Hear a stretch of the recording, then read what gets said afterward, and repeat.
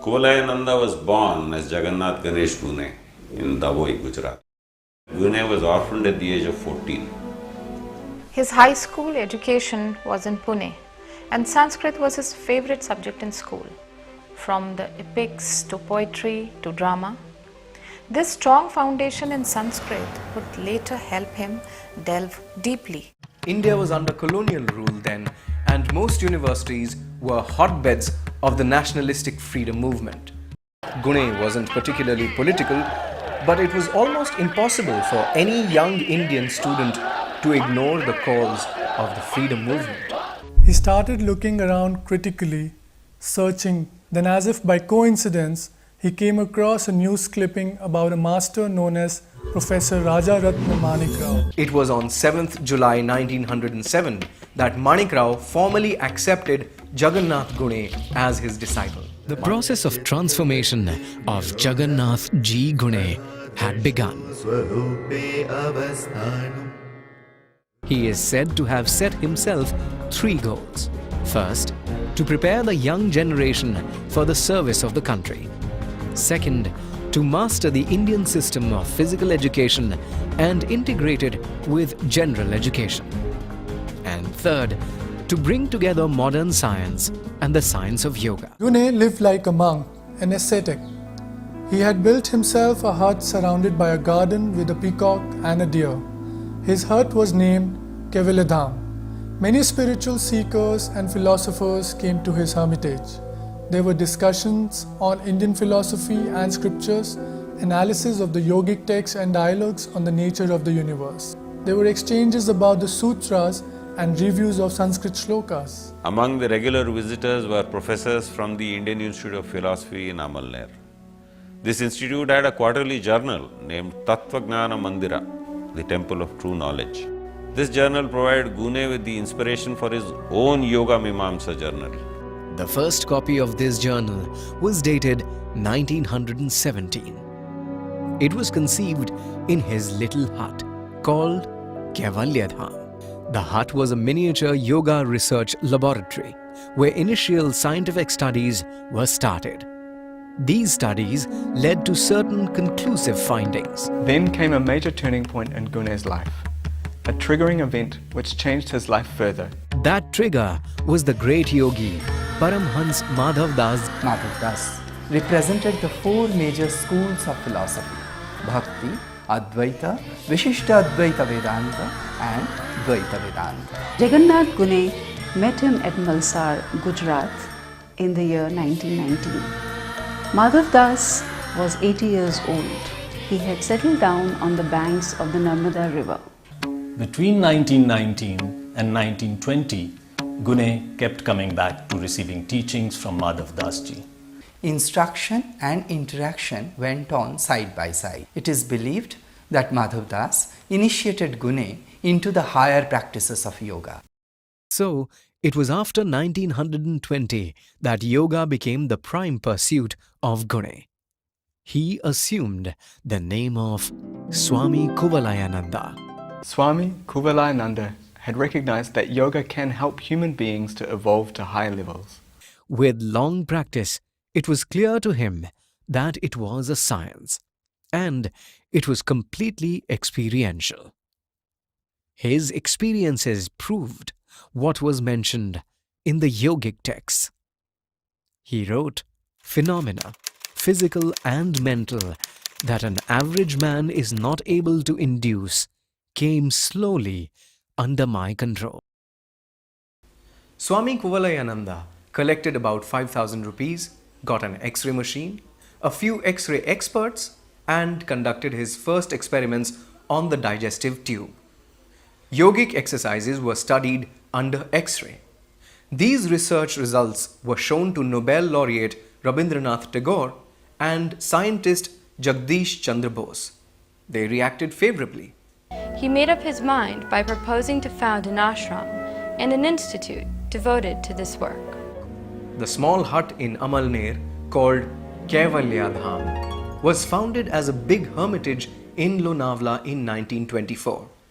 Kaivalyadhama, meaning the abode of liberation, was founded in Lonavala. founded by Swami Kuvalayananda. Now, at that time, there were hardly any institutions that taught yoga formally, even as a physical exercise. This ancient and mystical science had not stepped into the modern academic environment.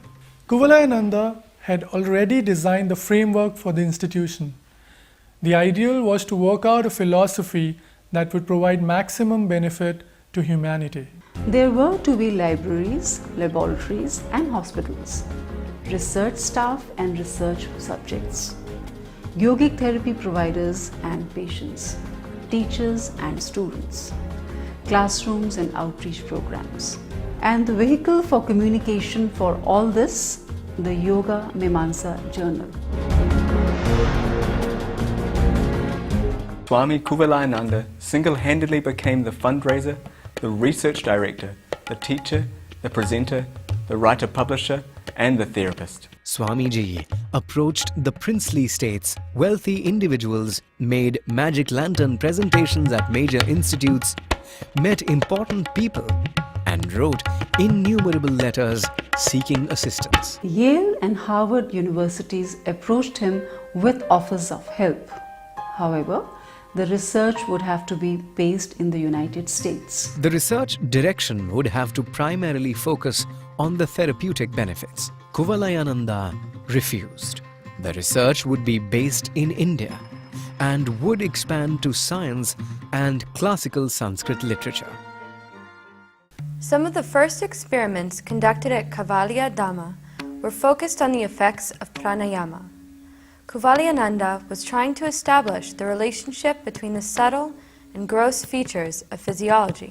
Swami Kuvalayananda and others conducted experiments on brain waves, pulse rates, and blood pressure to discover the subtle flow of prana in the gross bodily functions. The focus was on the subtle, as laid out in the yogic texts. And Kuvalayananda and his team tried to establish the subtle through its relationship with the gross. They were designing experiments that would make the invisible visible. Swami Kuvalayananda was a tireless worker. Between 1924 and India's independence in 1947, he had made his work known to major nationalist leaders like Gandhi, Nehru, Lala Lajpat Rai, and many others. Gandhi had approached him for treatment. Over the years, thousands of people benefited from the training and the therapy facilities. The GS College of Yoga and Cultural Synthesis came into being in 1951. The Swami scientist educator carried on with his experiments in an ashram laboratory, trying to prove that yoga is real. Swami Kuvalayananda passed away in 1966. He left a message on the blackboard in his bedroom.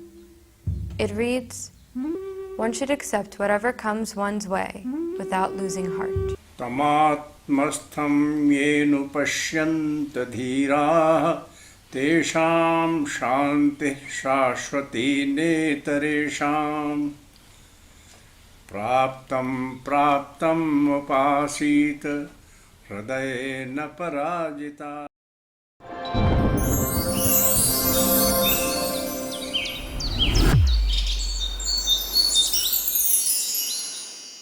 बीसवीं सदी में स्वामी कुवलयानंद जैसे महान विभूतियों ने योग पद्धति की वैज्ञानिकता तथा उपयोगिता को नई ऊर्जा के साथ प्रचारित प्रसारित किया।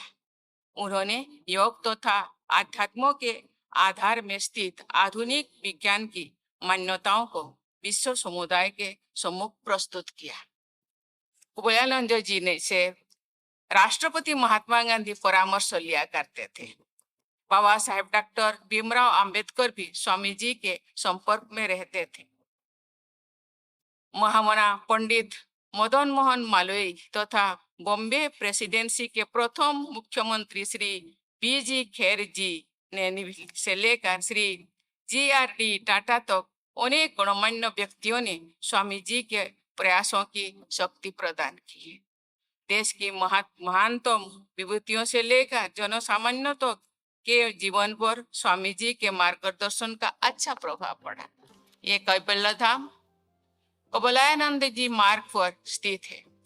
कवलयानंदी मार्ग कैवल्य धाम का पता तो है ही, उनके द्वारा दिखाया गया मार्ग योग के माध्यम से कैवल्य तक पहुंचने का रास्ता भी है। I will repeat only what Swamiji said. Yoga has a complete message for humanity. It has a message for the human body, it has a message for the human mind, also it has a message for human soul. Will young people with their energy and intelligence come forward to carry this message not only in India but every corner of the world?